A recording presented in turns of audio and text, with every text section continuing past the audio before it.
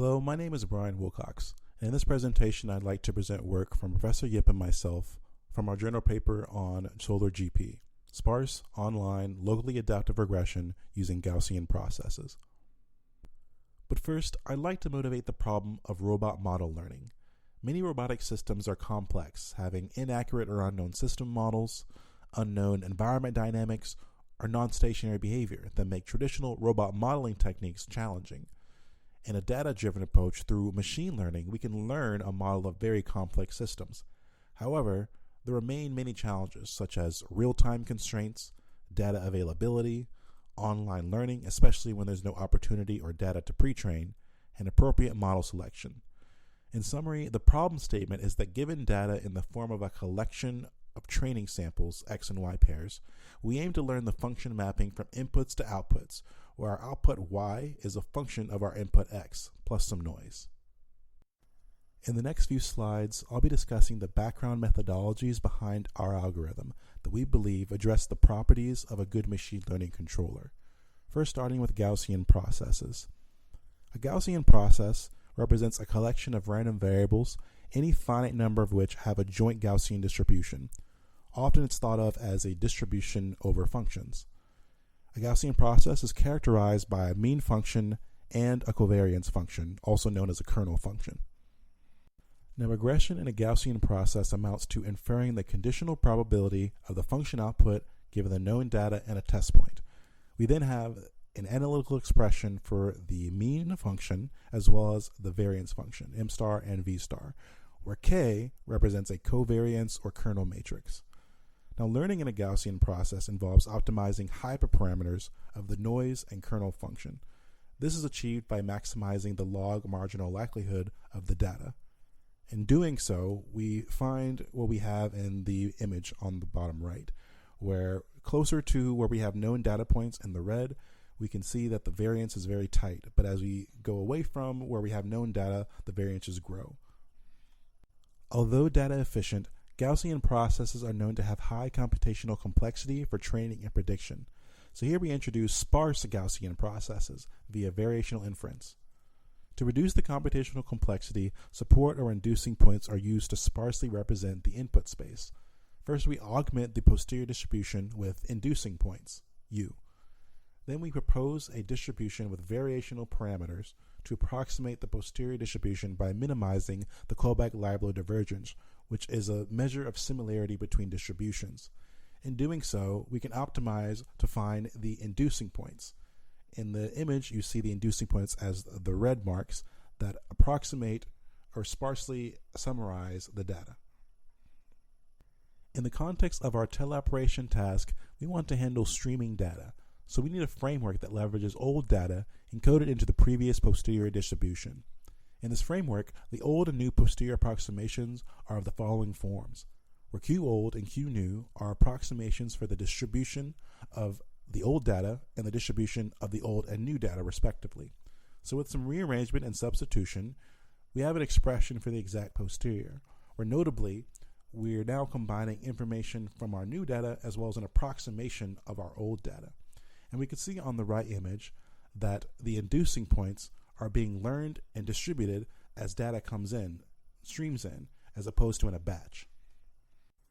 Like in the sparse Gaussian processes from before, in order to approximate the new exact posterior, we introduce a variational parameter for the new approximate posterior distribution, where we can see that the old distribution, Q old, is now summarized by our normal distribution with the mean and covariance of the old inducing points.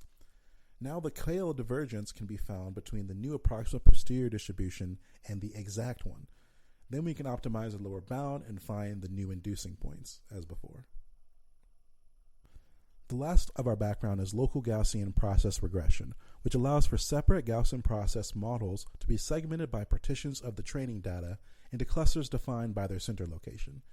These partitions are decided according to the distance of a query point to each local model center using a distance metric weighted by the kernel width. Subsequently, these local models can be trained and combined for a weighted prediction.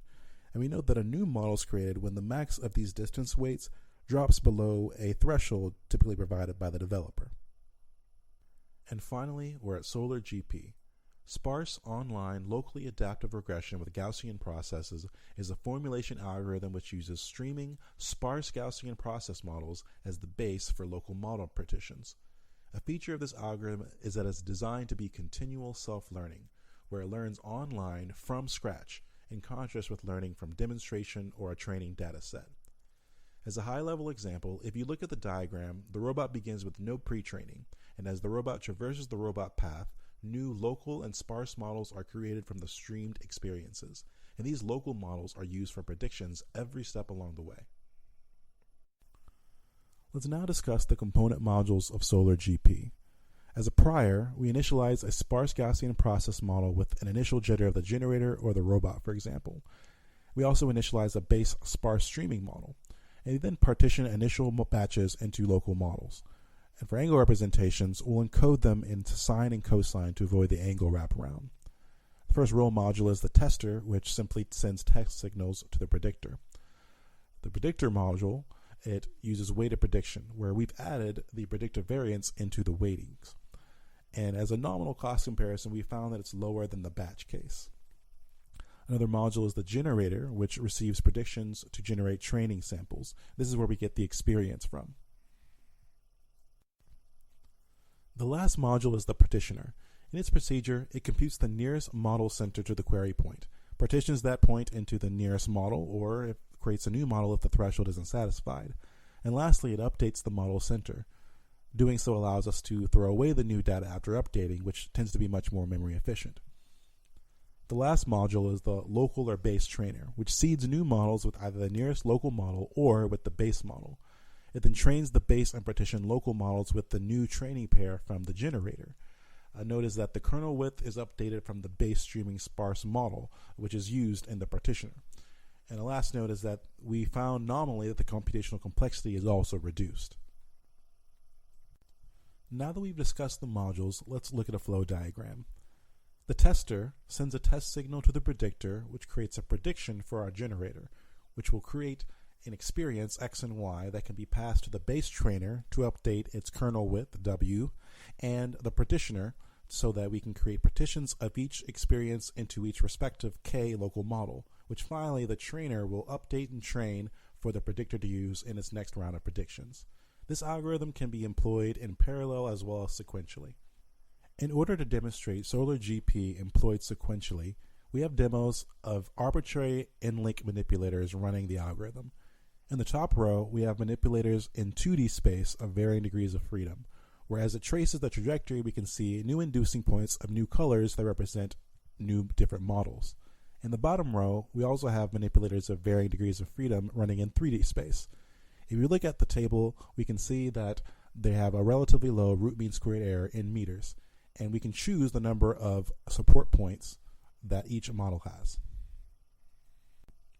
Another goal of our work was to run the algorithm on real robots using the Robot Operating System, or ROS. In doing so, we created a class architecture that encompassed the module concept, where we have an extensible class design that can extend base classes for arbitrary robots, here the Baxter robot. And training, prediction, and control can be deployed in parallel using ROS. And the data can be buffered while training. This also uses module serialization, which can construct and deconstruct the Solar Gaussian Process modules into messages. We now show demos of SolarGP running on the Baxter robot using ROS, in this case the single query point demo. With ROS parallel training, predictions, and data buffering, we can persistently learn using continuous predictions until it converges on an estimate. This demo shows SolarGP on Baxter learning a teleoperated trajectory in real time from scratch. It uses the ROS2 MoveIt Baxter simulator where the trajectory is teleoperated with an Xbox controller giving XYZ command signals as input, and the position control on the joint predictions controls 4 of the 7 Baxter arms degrees of freedom, where the others are fixed. The graph on the left shows the root mean squared error over time, and the green vertical lines are how many times it was updated during that pass. Finally, here is a demo on the real physical Baxter robot. Here, SolarGP learns how to draw a square trajectory that is being teleoperated in real time. I'd just like to say thank you for watching this presentation.